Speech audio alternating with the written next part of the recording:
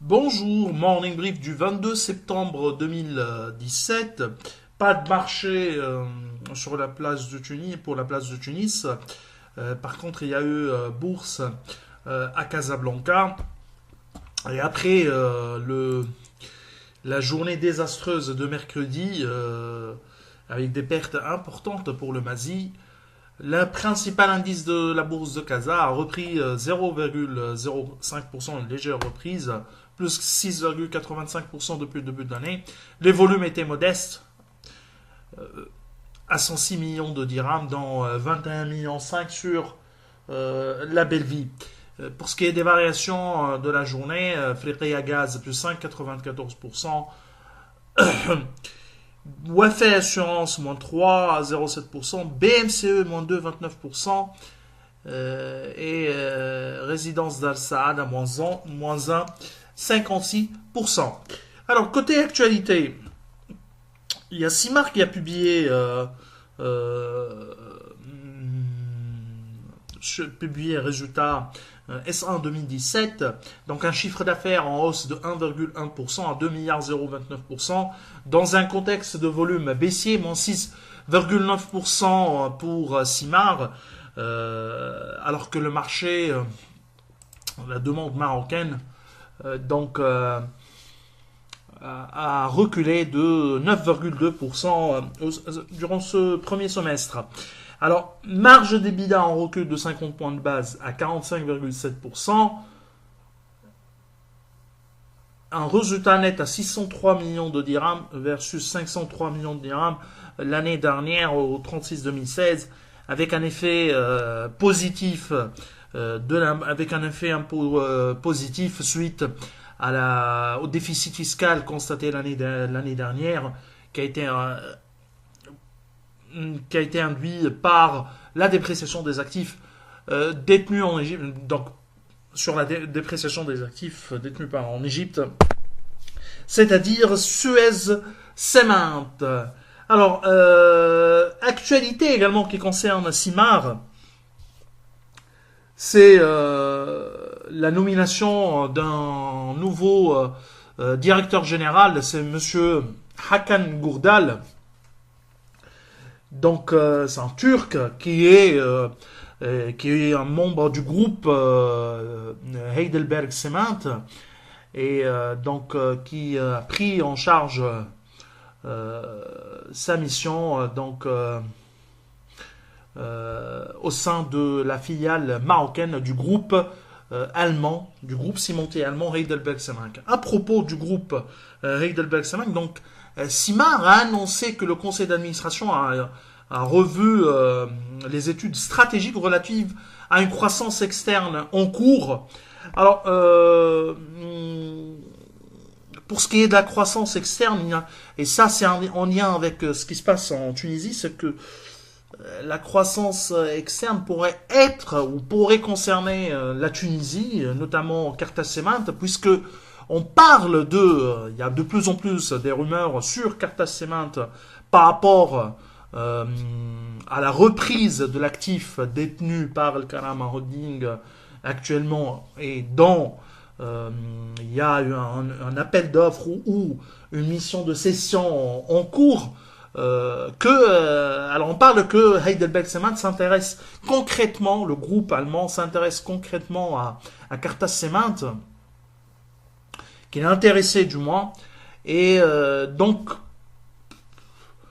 une participation de Simar, ou disons une acquisition de la part de Simar de Carta Cement est possible, puisque c'est un actif du groupe Heidelberg Cement et qui a du cash réellement, donc il a la possibilité et il a les moyens de racheter Carta Cement. Donc on verra dans les jours qui viennent cette fameuse croissance externe de Simar et le dossier Carta Cement qui inquiète surtout les banques tunisienne.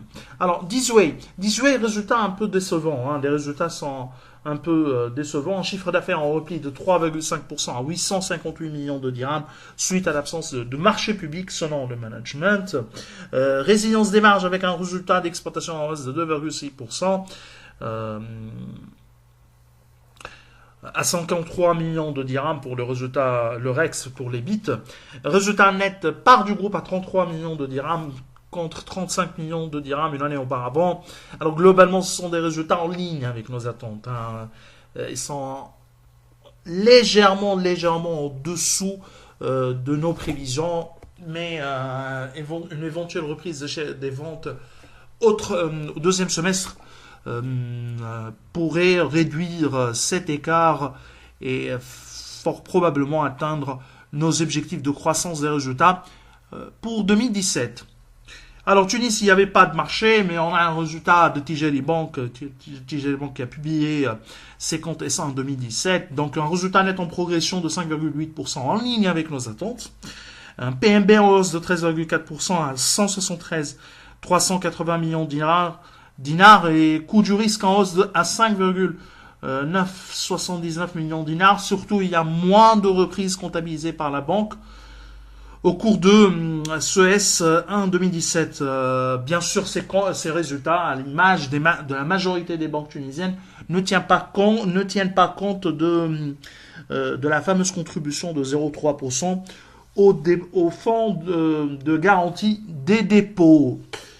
Alors, actualité qui concerne la Tunisie, c'est la fin de l'année, donc les informations et les actualités se focalisent essentiellement sur la loi de finances, et la loi de finances 2018 s'annonce très très très difficile, avec un besoin de financement de plus de 10 milliards de dinars, dont grande partie pour le service d'une dette extérieure, donc avec effet devise probablement négatif, et en conséquence les 10 milliards seraient probablement révisés à la hausse au cours de l'année 2018.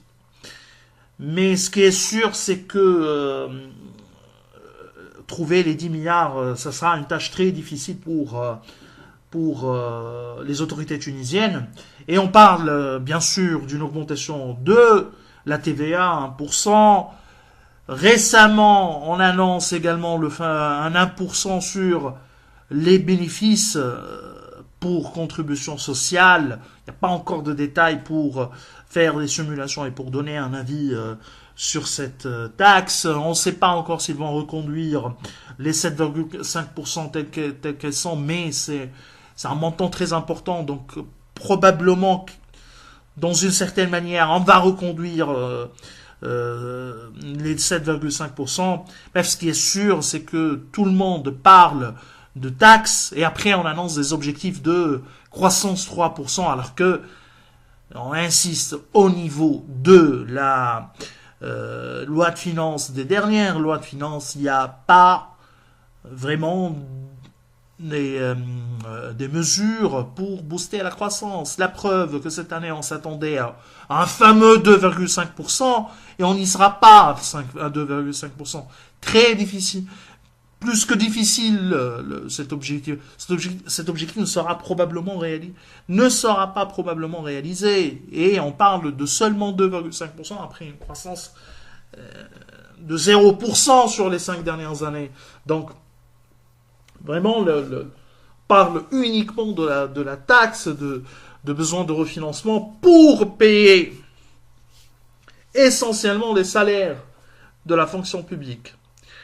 Bref, on en reparlera dans les jours qui viennent, puisque ça sera vraiment le thème central en Tunisie.